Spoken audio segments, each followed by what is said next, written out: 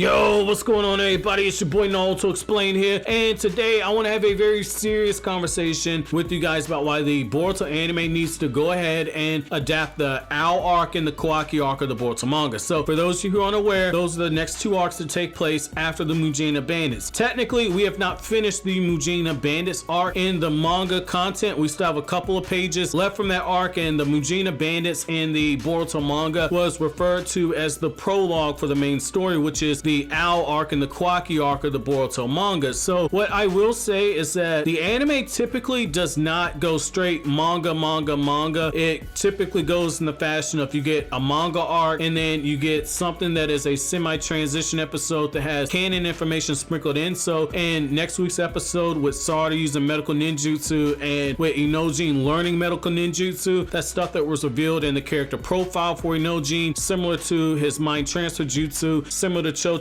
having the butterfly mode, and Sarada, it was briefly hinted at, and she had a scene in the Blood Mist Village novelization where Sarada used medical ninjutsu. So this is all stuff that is just being incorporated into the anime for the first time. But when it comes to the Boruto anime, they typically do a manga arc, they do a semi-transition arc that has canon information, they then do an anime original arc that's typically pretty short, and then they adapt something from the manga, or they adapt one of the novelizations, or they adapt something that was tied in with the Boruto series. So the case I'm gonna make is that the Boruto anime needs to go ahead and do the Ao and the Kawaki arc. So here's the case, right? So essentially, this is one of those times where the Ao arc and the Kawaki arc, there's a huge tonal shift. So nowhere in this arc do you have anything that is essentially the light and fluffy stuff that you've been getting in the previous 150 episodes of the Boruto anime, give or take. I know there were a couple of arcs in there that were pretty serious, but for the most part, most people would agree Boruto has a lot of slice of life content. While you do have a scene with a certain character and Himawari bonding and it's something to do with the base, you do have some stuff right there where it's just like, okay, it's slowed down a bit. You do have a moment where Boruto is seeing the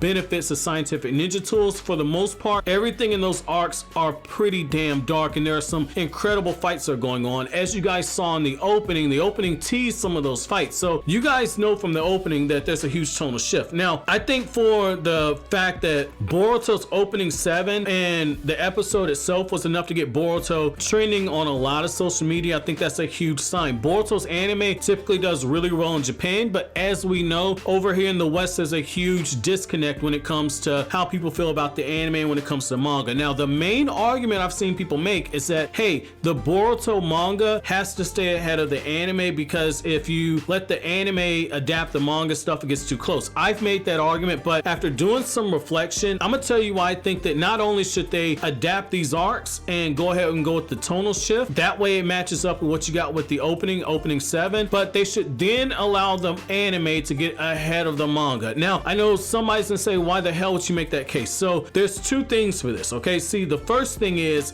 that you can safely allow the anime to get ahead of the manga and it not ruin what the manga's doing. So the manga at this point has been going on for 4 years. Anybody who's buying the Boruto manga at this point, anybody who's buying it is someone who is already built into that fan base. The Boruto manga typically sells about the same manga volumes every single release. When it first came out, there was a huge surge because everybody said, what the hell happened in Naruto? And then you saw a steady decline, and then the manga volume sales, for the most part, 1 year after the release for each of these manga volumes, the sales are about the same. The manga is gonna steady sell. Now, when it comes to anime, the anime has untapped potential. For as high of ratings as the anime gets in Japan, for as high of streaming ratings that the anime gets when it does certain arcs in the western part of the world, I think adapting the Kawaki and Ao arc is going to give it a second boom. It's going to give it a second win. But the other thing is by allowing the main story, which is already the anime, but allowing the story that you would get in the manga to get adapted into the anime, it allows us to start pushing this further a little bit. Now, we've already seen this with another series that was a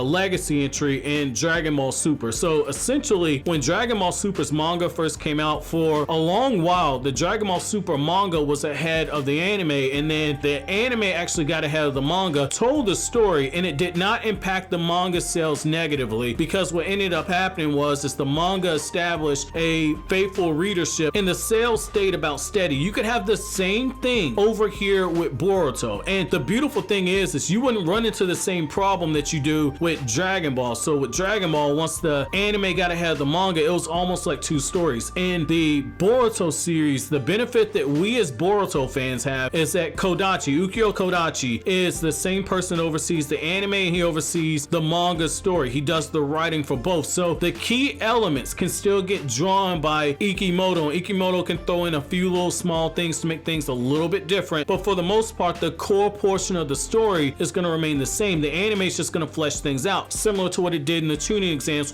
where we saw all the tuning exams matches happen, similar to how in the Mujina Bandits arc, where you actually got the portion of Hozuki Castle, which was only mentioned in passing in the manga, that Hozuki Castle even exists in the Naruto universe. So by allowing us to get ahead to where we are in the manga right now, where there's this huge mystery of who is Kashin Koji, is he potentially a legacy character from Naruto, does he potentially have ties to Konohamaru? You can go ahead and play with that stuff. You can also play with the whole idea of expanding the universe. There are some major bombshells that get revealed in the Kawaki arc of the Boruto manga, and for those of you who are anime only, this isn't necessarily a spoiler. You guys knew Kawaki was coming into the Boruto story at some point. I can tell you there's a reason why the arc is called the Kawaki arc, because Kawaki is basically the engine that moves that whole arc forward. He's a very, very important character in that arc, and I can say this: if you adapt the parts of Kawaki's story into that arc, the anime is gonna fucking pop, and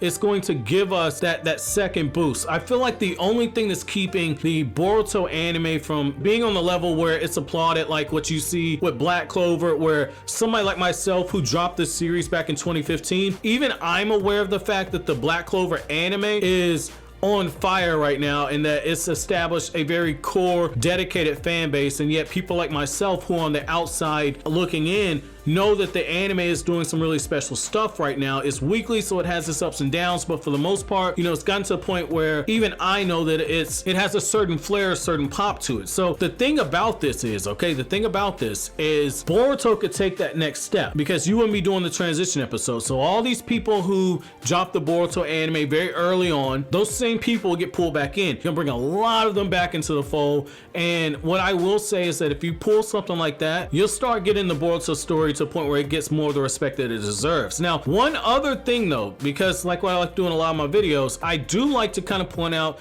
the opposite side to this. So on one hand, somebody's obviously gonna make the point, sales have the potential to go down for the manga. I disagree with that, simply for the fact that the manga sales are very steady, even when you had the tuning exams portion where we already knew what was happening in the versus Momoshiki arc. That certain subsect of the fan base still purchased those manga volumes. You're still gonna have people like myself who purchase those volumes, so I don't think sales are going to be impacted. The other thing is it does feel like in the Boruto manga right now, trying to approach getting to a time skip, and if that happens, then they're probably going to pull something they did with Naruto, where they're going to adapt a few manga arcs back to back, and then they're going to do anime only stuff to give the manga a chance to get into new time skip material. Then they're going to rebrand and go into a new series. That is something that is possible. I've talked about in other videos. I definitely think that is something that they could play with. I mean, they've shown us that they have no problem just going and sticking to the Naruto playbook, but I think it's really in Shueisha's best interest to just go ahead, put full steam ahead on the anime, adapt the Owl arc, adapt the Kawaki arc, allow fans to see that major change that happens with Boruto in terms of his character development. Go ahead and tie up a lot of the stuff that was given to us in the versus Momoshiki arc. Go ahead and tie all that stuff in. There's gonna be major stuff that happens, major fights that happens in these arcs that are going to hands down pull in those people that abandoned ship. Okay, so I definitely think that this is an option they should at the very least be thinking about. But I want to know from you guys, do you feel that this is something that could actually fix the Boruto anime, or do you think that they need to go ahead and stay the course? Let me know what you guys think down in the comment section below. But as always, guys, if you like anything I had to say, don't forget to comment, rate, subscribe, and share. Thank you so much for watching all until then. Have an awesome day, guys.